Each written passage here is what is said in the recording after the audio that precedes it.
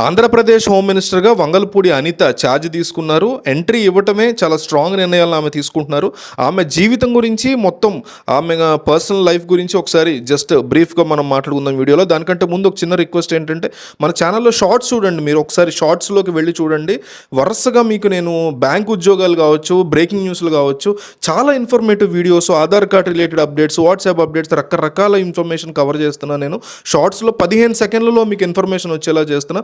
కాబట్టి నా రిక్వెస్ట్ ఏంటంటే సబ్స్క్రైబ్ చేసుకోవాలని మీరు అనుకుంటే ఈ ఛానల్ నచ్చి డెఫినెట్లీ బెల్ ఐకాన్ మాత్రం కొట్టండి. దానివల్ల ఏంటంటే మీకు బ్రేకింగ్ రాగానే వ్యూస్ వస్తుంది. అట్లాగే జాబ్స్ రిలేటెడ్ కూడా కవర్ చేస్తున్నాను, వెంటనే మీకు న్యూస్ వచ్చేస్తుంది. కాబట్టి మిస్ అవ్వకుండా కంపల్సరీ నేను రిక్వెస్ట్ ఏంటంటే బెల్ ఐకాన్స్ని మీరు టచ్ చేయండి. ఆ తర్వాత ఇక మీ ఇష్టం సబ్స్క్రిప్షన్ అనేది. అయితే చంద్రబాబు తీసుకున్నటువంటి ఈ నిర్ణయం అనితకి ఈ హోదా కట్టుపెట్టడం వెనుక ఆయనకి చాలా పెద్ద వ్యూహం ఉంది చంద్రబాబుకి అని చెప్పుకోవచ్చు. ఇంత పెద్ద బాధ్యతని ఆమె మీద ఎట్లా పెట్టారు చంద్రబాబు నాయుడు అనేది మనం చూస్తే 1979లో విశాఖపట్నం జిల్లా ఎస్ రాయవరం మండలం లింగరాజుపాలెం అనే ప్లేస్లో పుట్టారు వంగలపూడి అనిత. ఆమె ఫాదరు గవర్నమెంట్ స్కూల్లో పనిచేశారు. ఫ్యామిలీ చాలా పూర్ ఫ్యామిలీ. తన పిల్లల్ని కూడా బాగా చదివించారు, ఎంత పేదవాడైనా కూడా. ఆమె కూడా చిన్నప్పటి నుంచే చదువు పట్ల చాలా ఇంట్రెస్ట్తో ఉండేవారని చెప్తారు. ఎంఈడి చేశారు. అట్లాగే ప్రభుత్వ టీచర్గా ఉద్యోగం రావడంతో కాస్త బెటర్ అయింది వాళ్ళ జీవితం ఆర్థికంగా, లేదంటే చాలా పేద ఫ్యామిలీ వాళ్ళది. సో చదువు మీద ఉన్నటువంటి ఆసక్తితో ఆమె తర్వాత కూడా అంబేద్కర్ ఓపెన్ యూనివర్సిటీ నుంచి 2 పీజీలు చేశారు. టీచర్ అయిపోయాను కదా అని ఆగిపోలేదు. అంటే మొదటి నుంచి కూడా అనితకి రాజకీయాల పట్ల చాలా ఇంట్రెస్ట్ ఉండేదంట. ప్రతిరోజు కూడా దినపత్రికల్లో సంబంధించి రాజకీయ వార్తలు చదవడం, వాళ్ళ నాన్నగారితో ఎప్పుడు దీని గురించి మాట్లాడుతూ ఉండడం, ప్రజా సమస్యల గురించి ఎక్కువ ఆలోచించడం, మనం ఎట్లా పరిష్కరించగలుగుతాం అని ఆలోచించడం. కానీ మంచి ఉద్యోగం ఉంది, గవర్నమెంట్ స్కూల్, సో ఎందుకు మానుకోవాలి, వెళ్ళాలి అని ఆలోచించేవారు. సో పెళ్ళయింది, ఆ తర్వాత రకరకాల ఇష్యూస్ అయ్యాయి. పిల్లలు పెద్దవాళ్ళు అవడంతో రాజకీయాల్లోకి రావాలని ఆమె నిర్ణయం తీసుకున్నారు. అయితే ఆమె మొదట గ్రామ రాజకీయాల్లో ఎక్కువగా ఇంట్రెస్ట్ చూపించేవారు. అయితే పెళ్లి విషయం చెప్పడం పెళ్లి విషయంలో ఇంట్లో వాళ్ళు ఒప్పుకోకపోతే, ఆమె లవ్ స్టోరీ చాలా ఇష్టపడి ఇంట్లో వాళ్ళ ఫాదర్ వాళ్ళు ఒప్పుకోకపోతే కూడా, అవతల వాళ్ళ ఫాదర్ వాళ్ళు కూడా ఒప్పుకోకపోతే కూడా ఎదిరించి ఆమె పెళ్లి చేసుకుని ఆ వ్యక్తితో పిల్లల్ని కానీ చాలా సంతోషంగా ఉండేటువంటి లైఫ్. అయితే ఆమె మైండ్ సెట్ అంతా కూడా ఇప్పుడు ఈ సమాజంలో జరిగేటువంటి అంశాలు, ఎందుకు మనం హెల్ప్ చేయకూడదు, మనం ఎవరో ఒకళ్ళకి ప్రజానీకంలో కలిసి హెల్ప్ చేసేలాగా ఉంటే బెటర్ కదా అని గ్రామ రాజకీయాల్లో, ఆ ఏరియాలో ఉండేటువంటి చిన్న ఏరియా రాజకీయాల్లో గ్రామ స్థాయిలో చేసేవారు. సరే, గ్రామ స్థాయిలో నేను పరిమితం కాకూడదు అని రాష్ట్ర రాజకీయాల్లో మనం మార్పు తీసుకురావాలనేసి ఆమె పాలిటిక్స్లోకి వెళ్ళి కాస్త సర్వీస్ చేయటం ఇట్లా చేయాలని ఆలోచించి లోకల్ లీడర్స్ని కలిశారు. ఆ తర్వాత పెద్ద స్థాయిలో కాస్త బెటర్ పొజిషన్కి వెళ్ళటం కోసం చంద్రబాబు నాయుడిని కలిశారు. ఆయన ఎప్పుడైతే ఆమె చంద్రబాబు నాయుడిని కలిశారో ఆ రోజే ఆమె లైఫ్ టర్నింగ్ పాయింట్ తీసుకుంది. ఎందుకంటే చంద్రబాబు అపాయింట్మెంట్ తీసుకున్న తర్వాత ఆమె తన మనసులో ఉద్దేశం చెప్పారు. ఆమె స్వతహాగా తెలుగుదేశం పార్టీ అభిమాని, చంద్రబాబు అభిమాని. సో పార్టీ ద్వారా నేను ప్రజలకు సేవ చేయాలనుకుంటున్నాను అని చెప్పారు. దాంతో చంద్రబాబు మీరు ఏం చదువుకున్నారు ఏంటని అడిగితే, తను ప్రభుత్వ టీచర్గా చేస్తూ ఆల్రెడీ ఇప్పటికీ 3 పీజీలు చేశాను సార్ అనే విషయాన్ని ఆమె గత 12 సంవత్సరాలుగా నేను పాఠాలు చెప్తున్నాను టీచర్గా. సో మరి మీరు కనుక రాజకీయాల్లోకి వస్తే ఖచ్చితంగా మీరు టీచర్గా రిజైన్ చేయాల్సి ఉంటుందని చెప్తుంతో, పార్టీ ఇచ్చినటువంటి భరోసా వల్ల, చంద్రబాబు ఇచ్చినటువంటి భరోసా వల్ల, ప్రజల సమస్యల మీద పోరాడాలనే ఆలోచన వల్ల, తద్వారా ప్రజల్లో గుర్తింపు వస్తుందనే ఉద్దేశంతో ఆమె వెంటనే టీచర్ పొజిషన్కి రాజీనామా చేయాల్సి వచ్చింది. ఎందుకంటే ప్రభుత్వ ఉద్యోగిగా ఉంటూ రాజకీయాల్లో చేయడం అనేది ఎథికల్గా రాంగ్ అవుతుంది, టెక్నికల్గా ఏం కాకపోయినా. రేపొద్దున పదవి టైంలో తప్ప పోరాటం వరకు చేయొచ్చు, పార్టీలో ఉండొచ్చు. సో అలా అవ్వకూడదు ఎథికల్గా అనేసి ఆమె పార్టీని స్పాట్లో వదిలేశారు. అలా వదిలేయడంతో చంద్రబాబు నాయుడుకి అనిత యొక్క కమిట్మెంట్ చాలా బాగా నచ్చింది. హాయిగా సాగిపోయేటువంటి జీవితం నడుస్తుంది ఆమెకి. ఒక మహిళగా ఒక సాహసోపేతమైనటువంటి నిర్ణయం తీసుకున్నారు. దాంతో మహిళగా ఈవిడ ఇలా చేస్తున్నారు ఎంత బాగా అనేసి చంద్రబాబు కూడా మైండ్లో పెట్టుకున్నారు. ఇంటికి వెళ్ళి తన తండ్రితో చెప్పారు. తన తండ్రి పేరు అప్పారావు.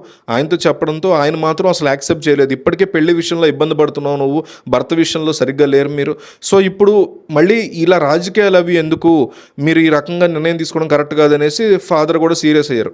కానీ అనిత లేదు, నేను ప్రజల విషయంలో స్ట్రాంగ్గా వెళ్ళాలనుకుంటున్నాను, నేను రేపొద్దున ఎమ్మెల్యే కూడా అయ్యే ఛాన్స్ ఉందని చెప్పడంతో, లేదు సీనియర్లు ఉన్నా సరే నాకు అవకాశం వస్తుంది ఖచ్చితంగా, ఒకవేళ నాకు అవకాశం రాజకీయాల్లో రాకపోతే కేవలం 6 నెలల సమయాన్ని నువ్వు వాళ్ళ నాన్నతో అనమాట, నువ్వు పిల్లల్ని పోషించు, లేదంటే గనక నేనే పోషించుకుంటాను నా పిల్లల్ని, తర్వాత సివిల్స్ అయినా నేను ప్రాణం పెట్టి చదివి సివిల్స్ ర్యాంక్ సాధిస్తాను, కానీ ఈ అవకాశం మళ్ళీ రాదు నాన్న అని చాలా స్ట్రాంగ్గా వాళ్ళ నాన్నగారి యొక్క మద్దతుని ఆమె ఆల్మోస్ట్ బెగ్ చేసుకున్నారు. కానీ తండ్రి పాలిటిక్స్లోకి ఎందుకు, ఆడవాళ్ళని ఇబ్బంది పెడతారేమో, పాలిటిక్స్లో రకరకాల విషయాలు ఉంటాయి కదా, ఎన్నో వింటూ ఉంటాం. అప్పటికే భర్తతో కూడా అనితకి విభేదాలు వచ్చాయి, విడిపోయి ఉన్నారు, పిల్లలు ఉన్నారు. సో ఈ టైంలో రిస్క్ కదా ఆమె జీవితం అనేటువంటి పరిస్థితుంది. సో ఆ తర్వాత ఉన్నటువంటి పరిస్థితుల్లో అనితకి 2 పిల్లలు, తన బ్రదర్ యొక్క ఫ్రెండ్నే పెళ్లి చేసుకున్నారనమాట ఆమె. ఆ తర్వాత కాలంలో విభేదాలు వచ్చాయి. సో ఒకళ్ళ మీద ఒకళ్ళు పోలీస్ స్టేషన్లో ఫిర్యాదులు చేసినటువంటి సందర్భాలు కూడా ఉన్నాయి వాళ్ళ ఫ్లాష్ బ్యాక్లో. అప్పటి నుంచి కూడా పిల్లలకి తానే తల్లి తండ్రి పెంచుకున్నారు అనిత. సో మొదట తండ్రి వద్దని చెప్పినా కూడా ఆమె మొండి పట్టుదల చూసి, సరే అమ్మ నువ్వు వెళ్ళు, 6 to 2 సంవత్సరాలు నేను పిల్లల విషయంలో చూసుకుంటానని చెప్పారు. సరే నెమ్మదిగా నియోజకవర్గ స్థాయిలో పోరాటం మొదలుపెట్టారు ఈ అనిత. దాంతో 2014 టైంలో చంద్రబాబు నాయుడు ఇచ్చినటువంటి హామీ ప్రకారమే పాయకరావుపేట ఎమ్మెల్యేగా పోటీ చేసేటువంటి అవకాశాన్ని ఇచ్చారు. ఆ అవకాశాన్ని అనిత ఉపయోగించుకుని ఎమ్మెల్యేగా గెలిచారు. వైసీపీ అభ్యర్థి వెంకట్రావుని ఓడించి ఆమె ఎమ్మెల్యేగా ఆ ప్రాంతంలో గెలిచారు. పాయకారావుపేట నుంచి విజయం సాధించినటువంటి 2వ ఎమ్మెల్యేగా ఆమె అప్పట్లోనే రికార్డు సృష్టించారు. అయితే 2018లో అనితని టీటీడీ బోర్డు మెంబర్గా నియమించారు చంద్రబాబు నాయుడు. కానీ గతంలో ఒక వీడియో ఉండింది, ఆమె నేను క్రిస్టియన్ని, నా బ్యాగ్లో ఎప్పుడు బైబిల్ ఉంటుంది అనేసి ఒక వీడియో ఉంది. ఆ వీడియోని బీజేపీ నాయకులు బాగా వైరల్ చేశారు. దాంతో ఆమె స్వచ్ఛందంగా పదవి దిగిపోయారు. ఎందుకంటే అన్య మతస్థులు ఉండకూడదు కదా టీటీడీలో, కంప్లీట్లీ రాంగ్ అది. సో అందువల్ల ఆమె దిగిపోయారు. ఫస్ట్లో ఆమె నేను హిందువుని వాదించారు, కానీ ఎవరూ ఒప్పుకోలేదు. ఆమె స్వయంగా చెప్పి దొరికిపోయినప్పుడు ఎందుకు ఊరుకుంటాం. సో డెఫినెట్లీ ఆమె దిగిపోయినటువంటి పరిస్థితి. అయితే అదే ఏడాది వైసీపీ నేత రోజాకి అట్లాగే అనితకి మధ్య తీవ్రంగా ఒక మాటల సందర్భం వచ్చేది. సో నీ మొగుడులాగా నేను పోలీస్ స్టేషన్ తీసుకెళ్లేదు, మొగుడుతో ఇట్లా మాట్లాడడం అనేసి రోజా అనడంతో అనిత కూడా కొన్నిసార్లు ఏడ్చినటువంటి సందర్భం. ఆమె బాధపడ్డారు మీడియా ముందు. నిజాలు తెలియకుండా వ్యక్తిగత జీవితం గురించి మాట్లాడొద్దు, బజార్లోకి తీసుకురావద్దు, నేను కూడా మీ వ్యక్తిగత జీవితం గురించి కనుక తీసుకొస్తే నువ్వు తట్టుకోలేవు రోజా అంటూ తీవ్ర వ్యాఖ్యలు చేశారు అనిత. తర్వాత ఎన్నికల్లో 2019లో కొవ్వూరు నుంచి పోటీ చేశారు. కొన్ని మార్పులు చేర్పులు చేశారు చంద్రబాబు ఎన్నికల్లో. సో కొవ్వూరు నుంచి పోటీ చేయాలని కోరారు. కొవ్వూరు నుంచి పోటీ చేసినా కూడా వైసీపీ అభ్యర్థి తానేటి వనిత చేతిలో ఓడిపోయారు ఆమె. అయితే ఇక్కడి నుంచి మరింత అగ్రెసివ్గా ఆమె ప్రజా పోరాటాల మీద వెళ్ళారు పార్టీ తరఫున. సో దూకుడుగా ఆమె వెళుతూ వైసీపీ ప్రభుత్వానికి వ్యతిరేకంగా జరిగిన ప్రతి ప్రజా పోరాటాలను చాలా స్ట్రాంగ్గా ఎదుర్కొన్నారు. ఎన్ని కేసులు పెట్టినా కూడా భయపడలేదు, వెనక్కి తగ్గలేదు. దీంతో చంద్రబాబు నాయుడు ఆమె యొక్క పోరాట స్ఫూర్తిని చూసి 2021లో టీడీపీ మహిళా అధ్యక్షురాలుగా పదవి బాధ్యతలు ఇచ్చారు. అక్కడ సెకండ్ టర్నింగ్ పాయింట్ వచ్చింది ఆమె లైఫ్కి.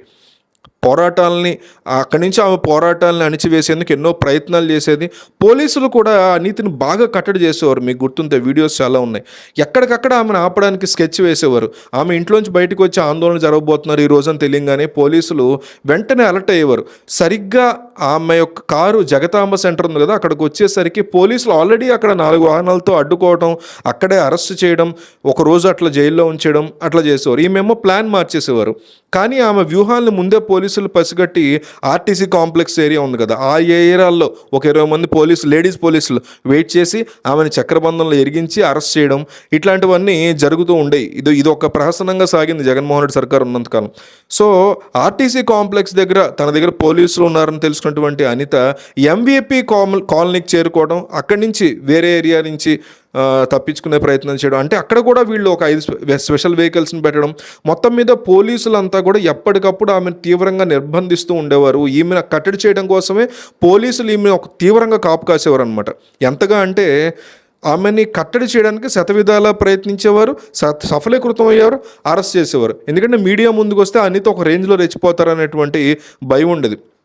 అందుకే నడి రోడ్డు మీద ఆపి పోలీసులు తరలించాలి, స్టేషన్ తరలించాలని ప్లాన్ చేసేవారు. పాయకరావుపేట నియోజకవర్గానికి కూడా వెళ్లకుండా చూసేవారు. దాదాపు ఒక 20 కేసుల వరకు కూడా అనిత మీద పెట్టారు ఈ గత ప్రభుత్వ హయాంలో. ఎప్పుడైతే ఆమె కనీసం టీడీపీ ఆఫీస్‌లో కూడా రాకుండా చేశారు కొన్ని సందర్భాల్లో. అట్లాగే మహిళల మీద జరుగుతున్నటువంటి దాడుల మీద జగన్మోహన్ రెడ్డిని కలిసి ఆయనకి వినతిపత్రం ఇవ్వడానికి ప్రయత్నం చేసినా కూడా ఆపేశారు.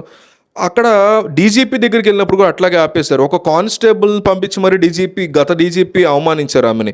అట్లా ఆమె వ్యక్తిగత జీవితం మీద కూడా వైసీపీ రకరకాల ట్రోలింగ్స్ చేస్తూ ఉండేది. కానీ ఇవన్నీ కూడా తట్టుకుని ఆమె ఎదురొడ్డి నిలబడి ఈరోజు ఇట్లాంటి పొజిషన్‌కి వచ్చారు. అనిత వైసీపీకి ఎగనెస్ట్గా మాట్లాడడం కోసం ప్రెస్ మీట్కి 50,000 తీసుకుంటున్నారు అంటూ కూడా తీవ్ర ఆరోపణలు వచ్చాయి ఆవిడ మీద వైసీపీ వైపు నుంచి. కానీ ఈరోజు ఆమె పోరాటాన్ని ఆపలేదు. ఎన్ని కేసులు పెడితే అంతగా తిరగబడాలనేటువంటి యాటిట్యూడ్తో ఆమె పోరాటం చేసేవారు. టీడీపీ అధినేత చంద్రబాబు నాయుడు ఇదంతా అబ్జర్వ్ చేసిన తర్వాత వైసీపీ నాయకుల యొక్క పోరాటాల మీద, అంటే వాళ్ళ మీద పోరాటం చేస్తూ పార్టీ కోసం ఎంత కష్టపడ్డారు అనే దాన్ని గుర్తించి ఆయనకి బాగా నచ్చి పార్టీకి విధేయతను చూపించడమే కాకుండా పార్టీని నిలబెడుతూ అధికార వైసీపీ నేతల మీద గట్టి పోరాటం చేస్తూ ఓ పక్క పోలీసుల బెదిరింపులకు బెరవకుండా ముందు ఉన్నందుకు గాను హోంమంత్రిని చేశారు చంద్రబాబు నాయుడు. ఏ డీజీపీ ఆఫీస్లో అయితే ఇందాక చెప్పిన అవమానం చేశారు కానిస్టేబుల్తో అని లోపల కూడా రానివ్వకుండా, అదే డీజీపీ ఆఫీస్ ఈరోజు ఈమెకి రెడ్ కార్పెట్ పరిచింది. ఎవరైతే పోలీసులు లోపల రానేదో వాళ్ళే బార్లా తీశారు.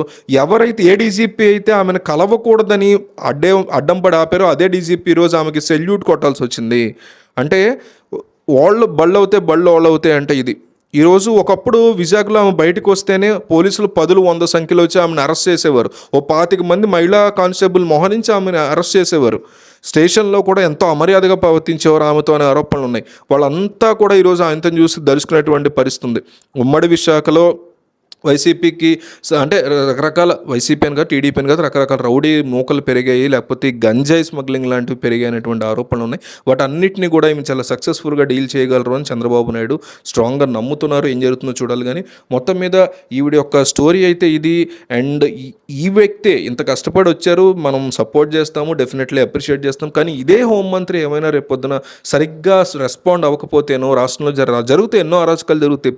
ప్రజలన్నాక అరాచకాలు చేస్తారు, వాటిని ఆపాల్సిన బాధ్యత ఉంటుంది ప్రభుత్వాలకి. ఏమైనా స్పందించకపోతేనో లేదా వాళ్ళ పార్టీ కోసం అన్నట్టుగా ప్రవర్తిస్తేనో ఏదైనా కవర్ చేసుకుంటేనో రేపొద్దున ఇదే వ్యక్తిని, ఇదే వంగలపూడి అనేది మనందరం ప్రశ్నించాల్సిన అవసరం ఉంటుంది. ప్రస్తుతానికైతే ఆమెకి మనందరం కూడా సపోర్ట్ ఇద్దాము, సెల్యూట్ చేద్దాము అండ్ ఆల్ ద బెస్ట్ చెప్దాము. సో వంగలపూడి అనేది హోమ్ మినిస్టర్ తీసుకున్నటువంటి ఈ సందర్భంలో ఆమెకి కంగ్రాచులేషన్ తెలుపుతూ ప్రతి ఒక్కళ్ళు కామెంట్ చేయండి. ఆమె లైఫ్ స్టోరీ అయితే ఇది.